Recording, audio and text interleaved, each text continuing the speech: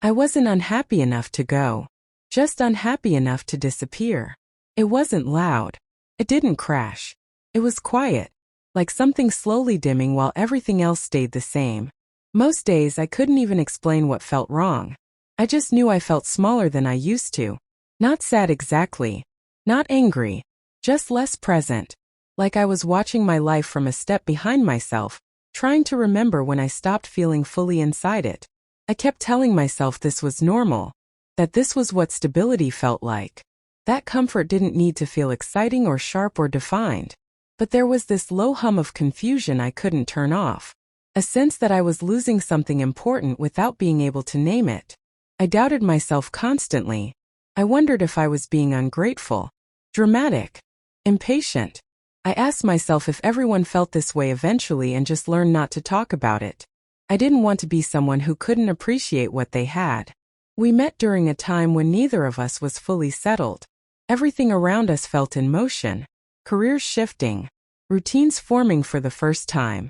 We were figuring things out side by side, and that made it feel meaningful. Like we were choosing each other while becoming ourselves. I remember one ordinary moment clearly. Sitting somewhere plain. No big conversation. Just the quiet comfort of sharing space and planning the next few weeks. It felt steady. Safe. Like we were building something that could hold weight. Early on, that steadiness was what pulled me in. We showed up for each other. Supported each other's goals. Celebrated progress in small ways. There was a rhythm to our days that felt grounding. I trusted that rhythm. It gave me structure when everything else felt uncertain. It didn't feel like losing myself then. It felt like growing alongside someone. Like our lives were aligning, not merging.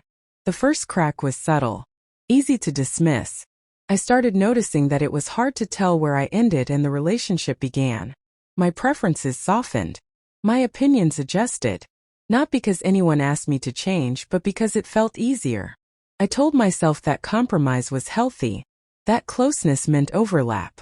That this was what partnership looked like when it worked. So I didn't question it. I leaned into it.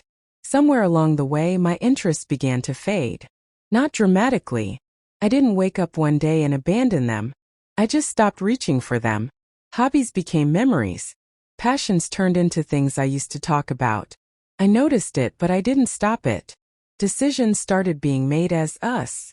It sounded mature, responsible, forward-thinking.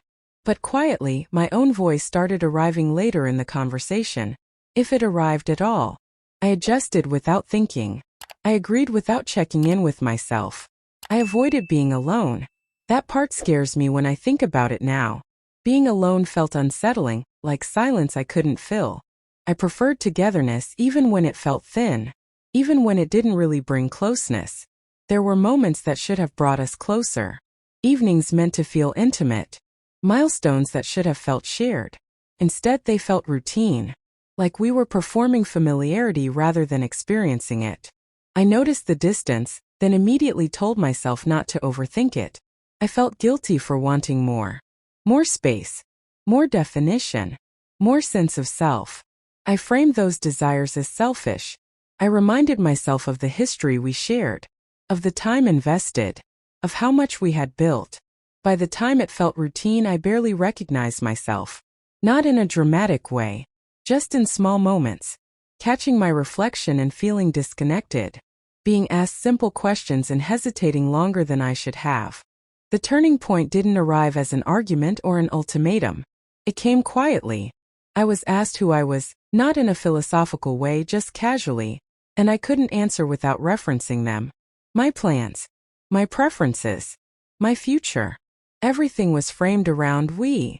That realization stayed with me longer than I expected. It wasn't shocking. It was heavy. Like noticing a slow leak after the room has already filled with water. I started feeling invisible. Not to them exactly, but to myself. Like I had become a supporting character in my own life. I defended the relationship while feeling erased by it. I told myself it was good while quietly grieving who I used to be. I wrestled with the idea of staying versus leaving. Leaving felt like admitting failure.